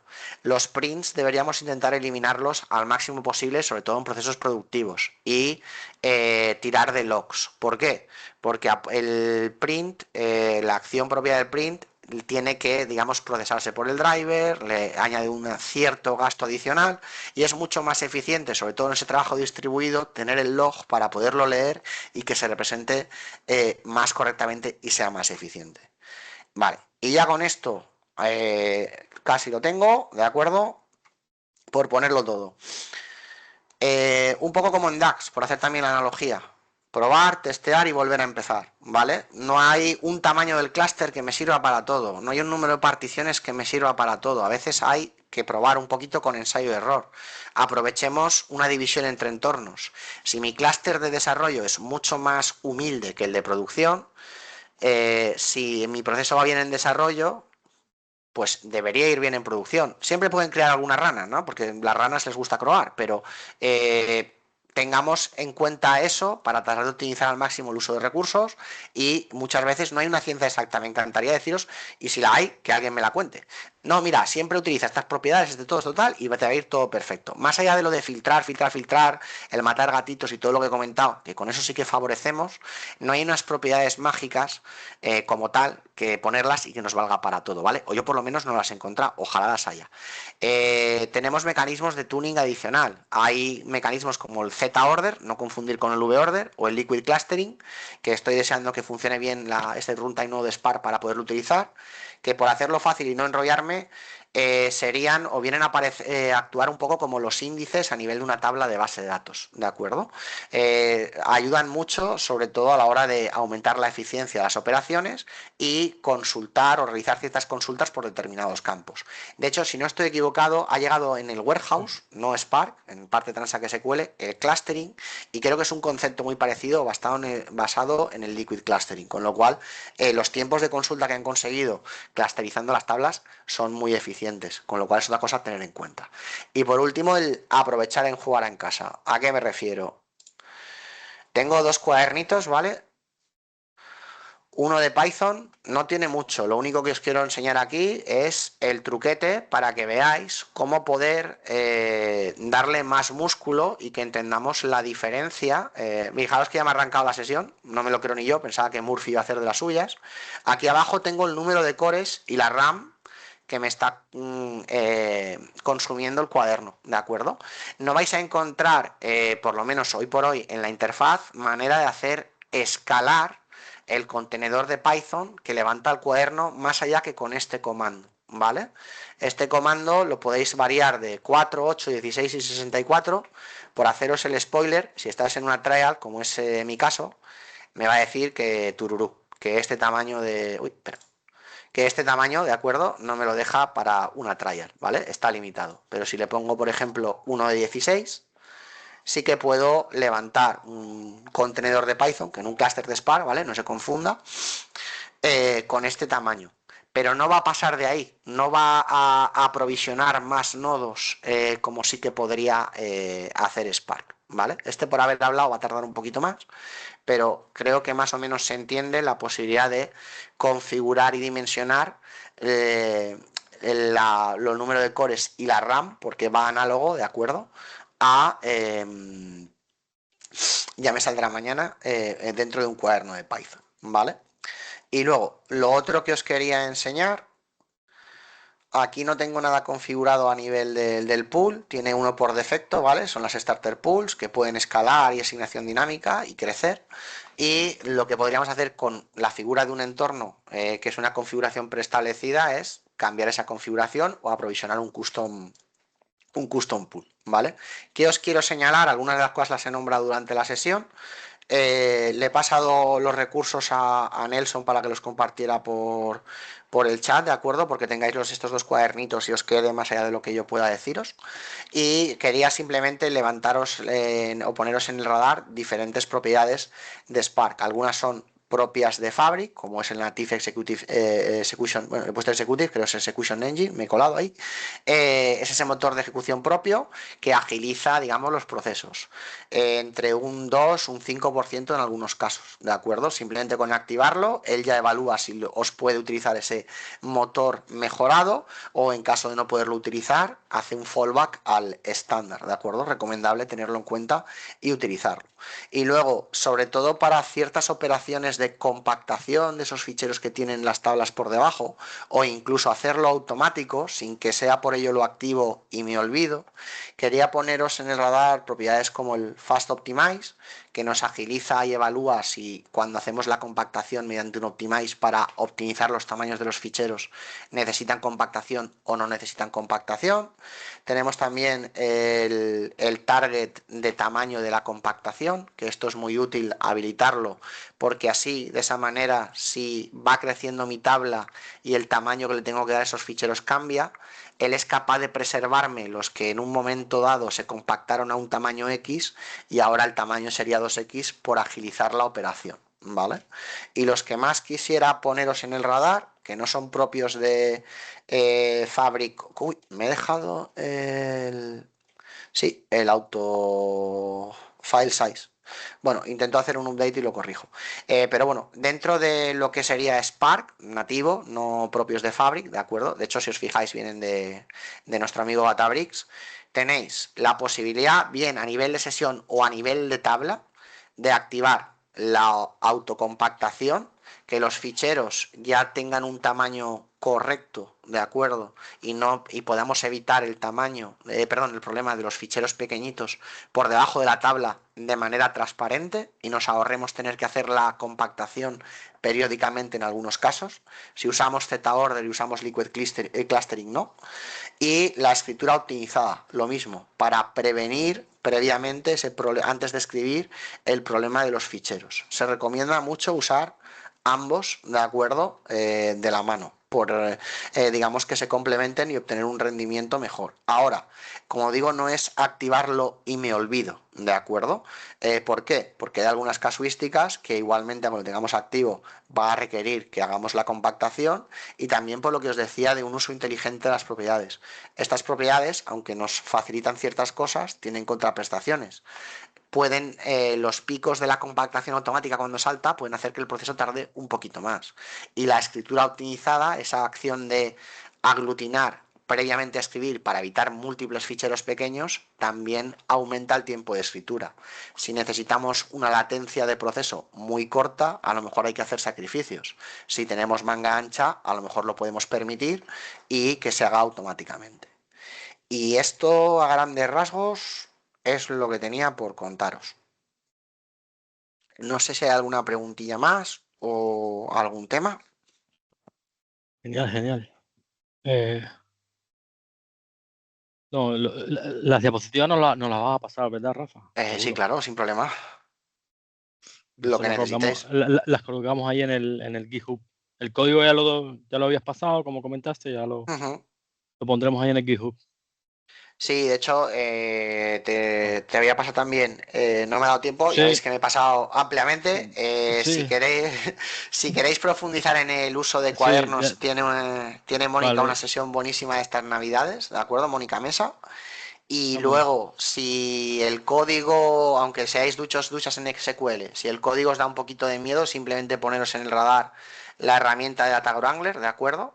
que permite, cuando ya tenemos los datos cargados en un data frame, como veis aquí, con una interfaz más o menos parecida a Power Query, pero no tan, digamos, nutrida y tan potente, hacer operaciones a través de la interfaz, ¿vale? Ahí tenéis en mi repo de GitHub los materiales de una sesión que di con mi compañera y amiga Raquel García sobre el uso de Data Wrangler, y tenemos un PDF con las equivalencias entre funciones de Power Query, funciones de SQL, funciones de Spark, funciones de Polars, creo, y de Pandas, si no recuerdo mal, por si os puede también ser útil.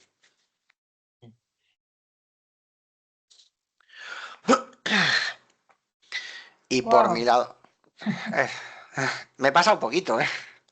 Un poquito. Pero Un vamos, poquito. No, un pelín. Podemos separarla en dos, creo. Pues aún he dejado cosas fuera, ¿eh? Y te digo, a ver si me quedo Sí. corto. Sí. Pero es que tengo peligro, sí. Sí. Ah. Espera, hay preguntas, Diana. Claro. No, agradecimiento más bien. Sí, el chat está. Ah, no, sí, Sí, a ver, el tengo un Quique, par de el Quique. preguntas. Sí, de Quique, Sí. sí. A ver. Diana, el micrófono. A ver. ¿Un cuaderno de Python puede ser más económico en Zeus que uno de PySpark? Sí, de hecho suele serlo, ¿de acuerdo? Como ten en cuenta que Python solo te levanta un contenedor, ¿de acuerdo? No te puede levantar más máquinas.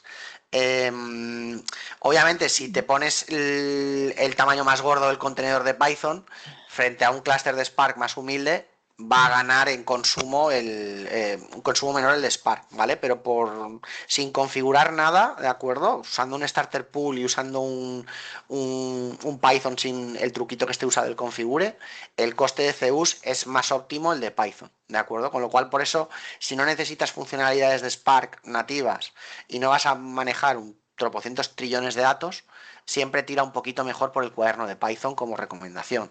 ¿Qué tamaño de datos estamos hablando? Esa es difícil, pero claro, si te digo trillones de registros es un poco ambiguo, ¿no? O si no, como diría Miguel, así como término técnico, Miguel Egea, cojón y medio, ¿no? Que es un término muy acuñado suyo.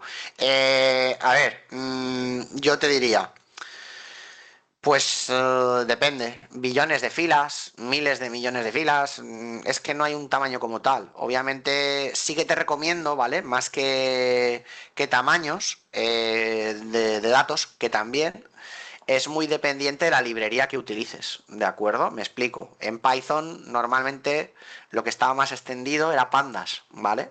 ¿Qué problema tiene Pandas? Que no me saldrá mañana. Mañana ni hoy.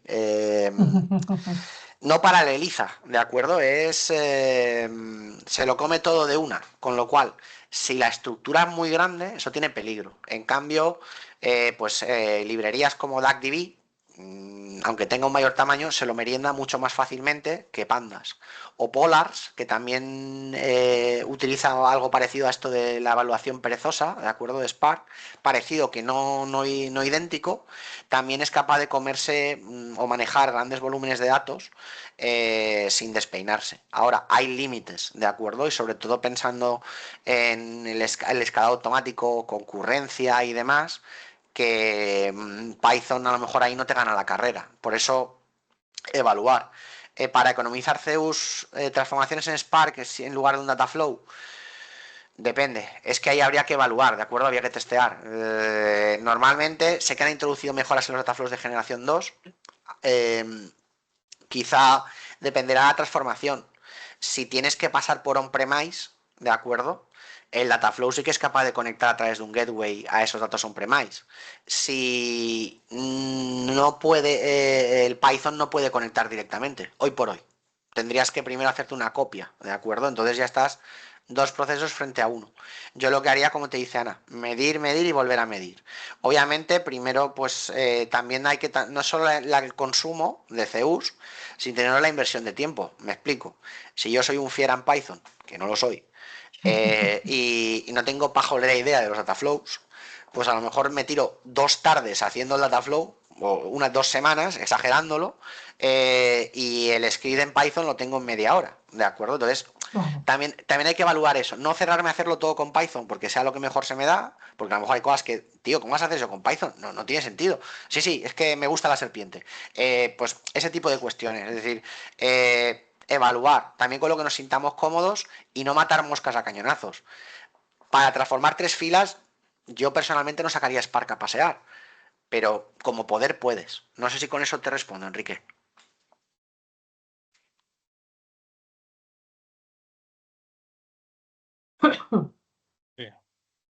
Genial.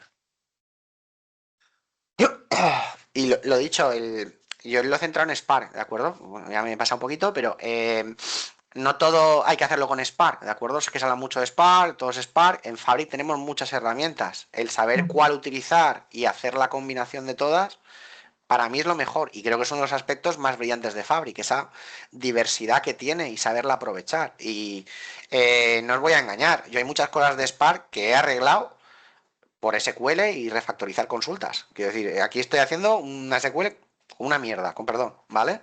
Pues eso no es Spark, eso es SQL de toda la vida, aunque hay diferencias de Spark y SQL. Por eso ese conocimiento es muy potente. Quiero decir, y a mí, que tenía más background de SQL que de programación, a la hora de pegarme con Spark, quitado alguna cagadilla de los que os he dicho que hay que evitar, ¿vale? Que he pasado por ahí y sigo pasando a veces y no me fijo, me ha salvado el SQL, con lo cual, animaros a ello. Vale. Pero no Bueno, había Rafa, sido tu ya. amigo el que había tenido esos problemas, Rafa. No El había amigo, sido el tu amigo, el amigo. amigo, el amigo. ¿El amigo que perdón? Fue tu amigo el que había tenido esos problemas, que Ah, entonces se sí, había equivocado. yo soy el listo de los dos. Mi amigo siempre es el que comete los problemas. Yo siempre lo hago todo bien a la primera, vamos. Faltaría más. Quiero Faltaría decir, más. No hombre. esperábamos menos. Bueno, yo creo que, Rafa, ha sido una grandísima sesión. Muchas gracias. Bueno, un curso de formación casi. Vamos a ir cerrando si no hay más preguntas. Muchísimas gracias por tu tiempo, por A vosotros, prepararlo, por favor. por compartir los recursos, Rafa. De verdad que ha sido un enorme placer tenerte aquí.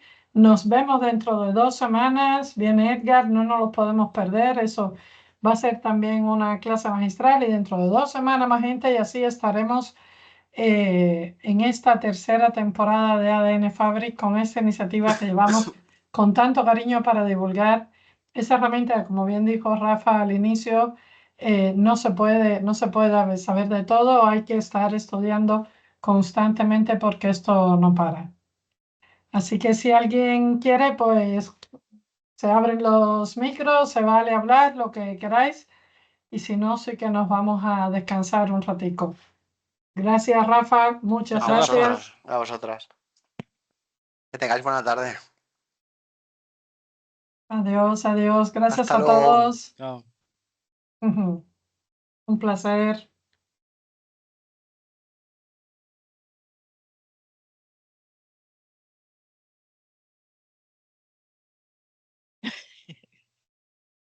Venga, nos vamos hoy.